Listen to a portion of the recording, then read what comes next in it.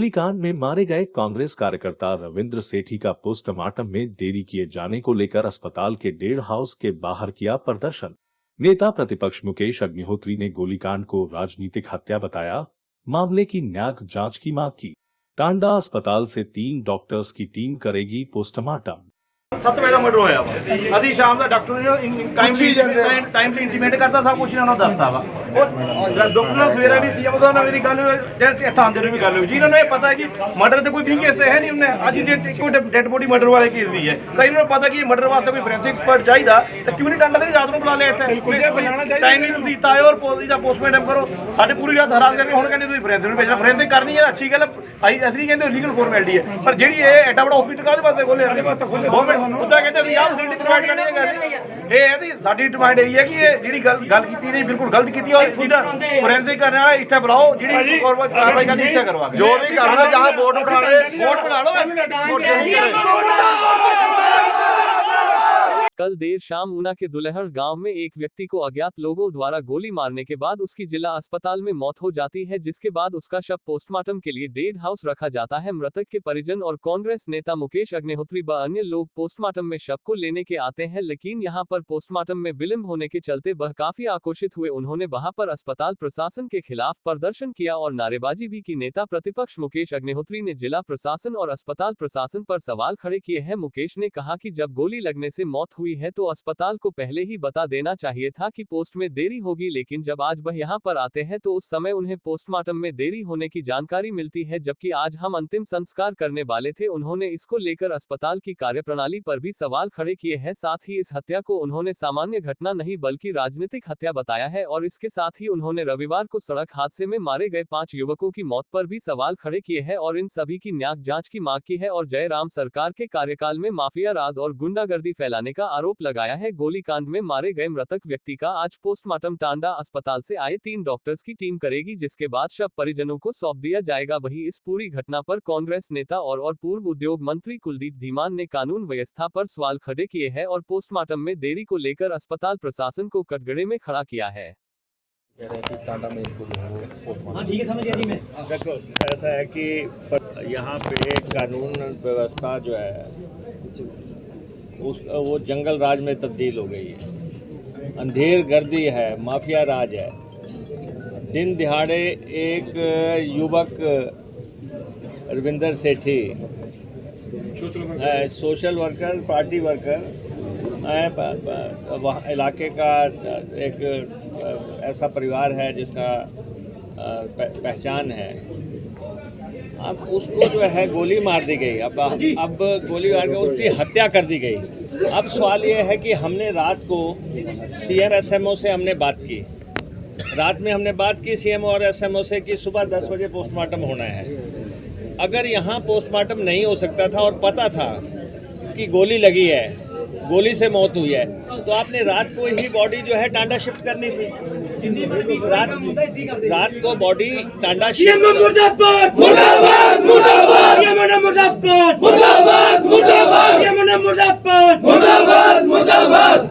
अगर ये पता था कि ये बॉडी जो है टांडा जानी है, तो रात में हमने जब 7 साढ़े 8 बजे जब हम यहाँ से गए, हम हॉस्पिटल में थे, हमारी अथॉरिटी से बात हुई तो उन्होंने कहा 10 बजे हम पोस्टमार्टम करेंगे। तो या तो ये जो है सारा बोर्ड गठित करके रखते और वहाँ से एक्सपर्ट डॉक्टर्स को बुला के रखते।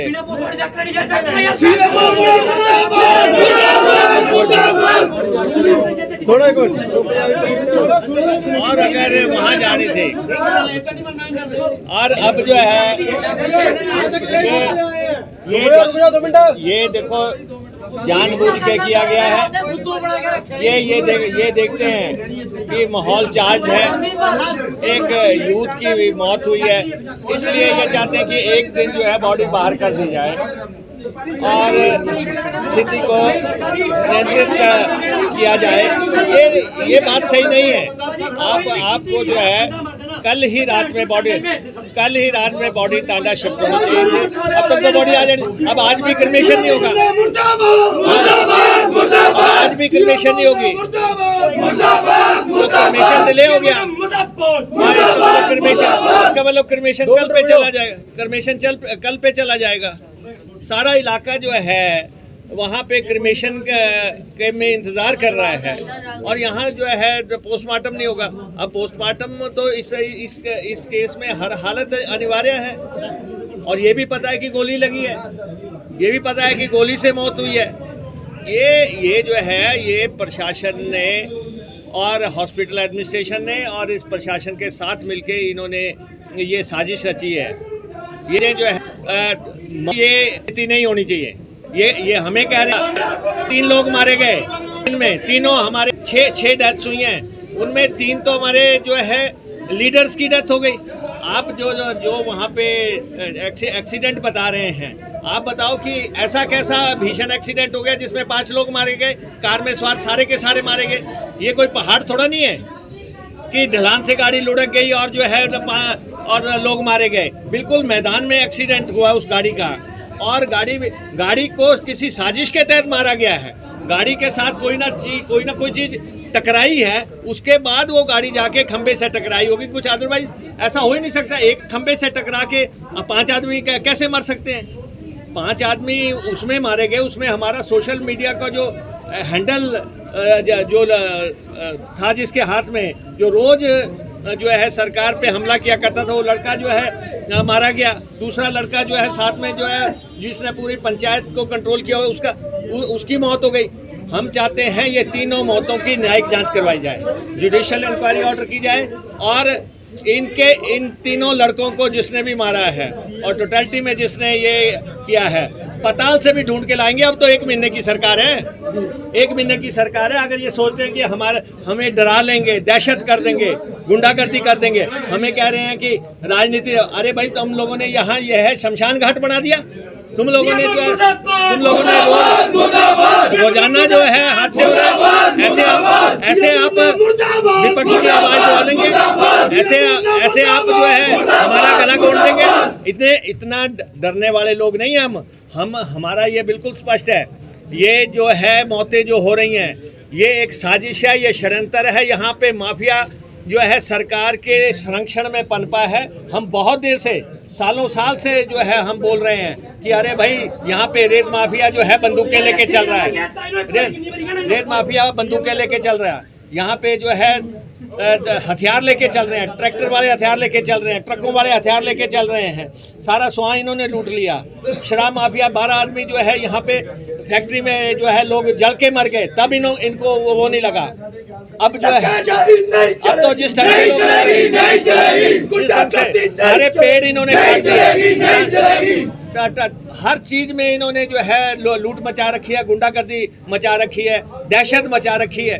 तो ये बर्दाश्त से बाहर है। मैं बिल्कुल स्पष्ट कर देना चाहता हूँ, ये निर्णायक लड़ाई लड़ी जाएगी। ये जो जिस ढंग से गोलियां मारी गई हैं, ये कह रहे हैं कि जी ये सामान्य घटना है। कत्ल सामान्य घटना होती है? कौन कहता है कत्ल सामान्य घटना होती है? कौन कहता है ये जो है आइसोलेशन में घटना हो गई? दुल्हड़ के बीचों बीच में घटना हुई है। बड़ा गाँव है दुल्हड़, सबसे बड़ा गाँव है और उस गाँव में जो है क्रिमिनल एलिमेंट तो है ही नहीं है। वहाँ क्राइम नाम की चीज नहीं है दुल्हड़ में, और वहाँ पे जो है दिन के उजाले में गोली मार के जो है हत्या कर दी जाए। और कल हमने रात को बोला ले जाते, टांडा ले जाना था, अब तक तो वापस आ जाना था, अब तो क्रिमेशन हो जानी थी। सारी दुनिया इकट्ठी हो रखी है, बॉडी का इंतजार कर रही है।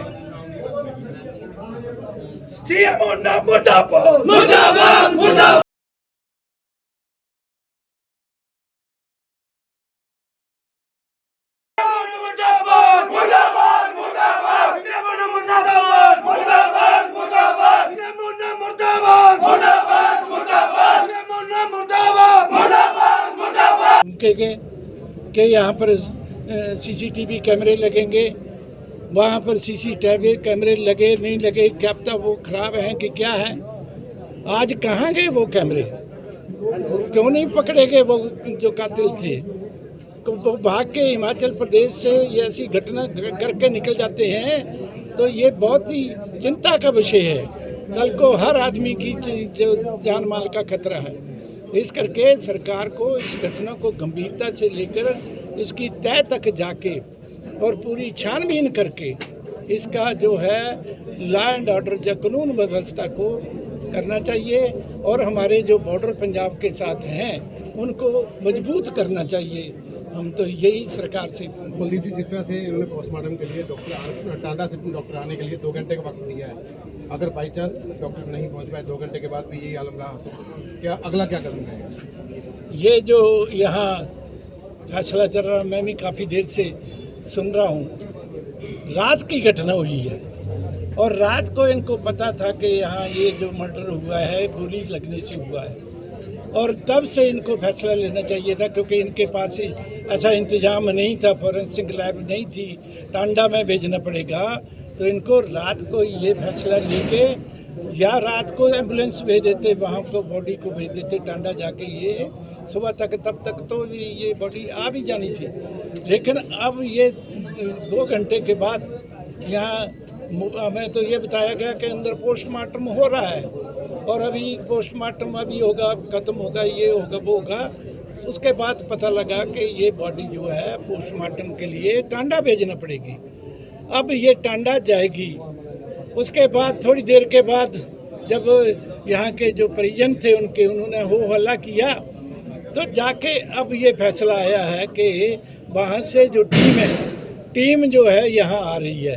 अब आप जानते हैं टांडा से 2-2.5 घंटे तो आने को लगेंगे। अब पता नहीं सही मैंने मैं सीधे बोल दो आएंगे तो 2-2.5 घंटे लगेंगे, पोस्टमार्टम को लगेंगे। तो ये सरकार की ढिलमुल नीति जो है प्रशासन की, ये तो बड़ी शर्मनाक बात है, निंदनीय है।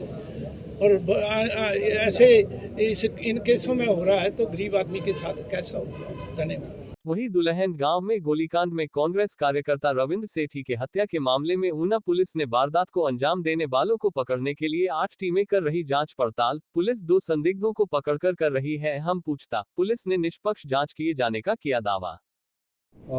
पिछले कल पुलिस थाना हरोली के अंतर्गत FIR नंबर 204/22 अंडर सेक्शन 302 और आर्म्स एक्ट के रजिस्टर हुआ, जिसमें केशव शर्मा जी ने एक हमको कंप्लेंट दी थी। ये इन्फॉर्मेशन हमारे पुलिस कंट्रोल रूम में आई थी कि लगभग 6:45 से 7 बजे के 6:50 के बीच में एक इंसिडेंट, फायरिंग इंसिडेंट जो है रिपोर्ट हुआ था दुलैड से। उसमें केशव जी के चाचा जी जो हैं उनको गोली लगने की इन्फॉर्मेशन आई थी। मौके पे पुलिस टीम्स गई थी और हमने वहाँ जब मौका तस्दीक किया और उसके सब्सिक्वेंटली FIR रजिस्टर की। उसके बाद जो है अलग अलग पुलिस टीमें पंजाब और ऊना एरिया में जो है ऑपरेशनल हुई। अभी हमारी 8 टीमें जो हैं अलग अलग जगहों पे काम कर रही हैं। DSP Haroli, DSP headquarter, SHO Haroli, incharge Taliwal, हमारे इंचार्ज सिक्योरिटी, साइबर सेल की टीमें इत्यादि जो हैं सभी इस काम में लगी हुई हैं। पिछली रात को देर हमने 7 सस्पेक्ट्स को भी राउंड अप किया था पंजाब में और उनसे पूछताछ की थी। इसके पश्चात 2 जो हमारे कुछ ज़्यादा लग रहे थे इस केस में एसोसिएटेड, उनको हमने इस केस में फर्दर इंटेरोगेशन के लिए एसोसिएट किया है और उस पर हम काम कर रहे हैं। DGP साहब ने DGP पंजाब अपने काउंटर पार्ट से भी बात की और उनसे कोऑपरेशन करने की जो है उन्होंने बात की है। उसके चलते SSP होशियारपुर से भी मेरी डायरेक्ट मैं रेगुलर टच में हूँ और उनकी तरफ से हमको पूरी तरह से कोऑपरेशन मिल रहा है। हम इस पे आगे फर्दर जो है इन्वेस्टिगेशन अभी कंटिन्यू कर रहे हैं और जैसे ही हमको फर्दर इसमें डिटेल्स और प्राइम सस्पेक्ट्स की जानकारी मिलती है वो आपके साथ हम शेयर करेंगे।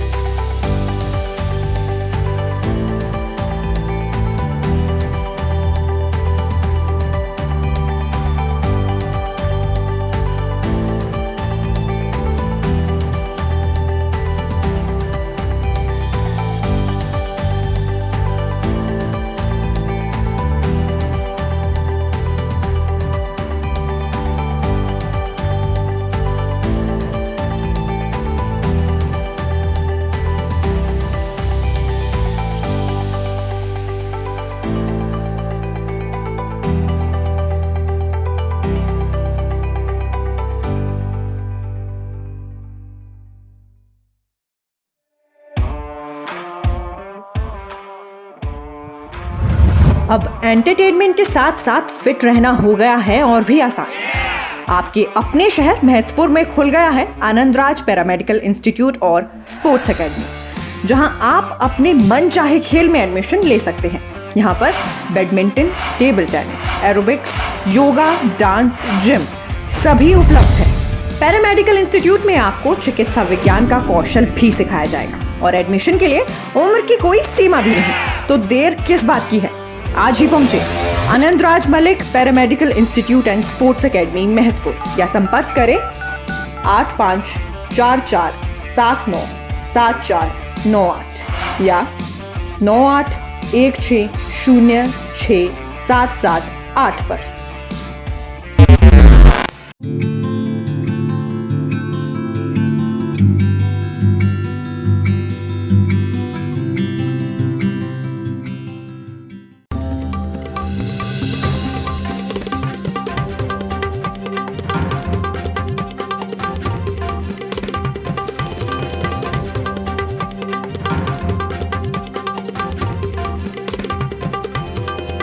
दिन भर मीडिया नेटवर्क, हर दिन कुछ खास।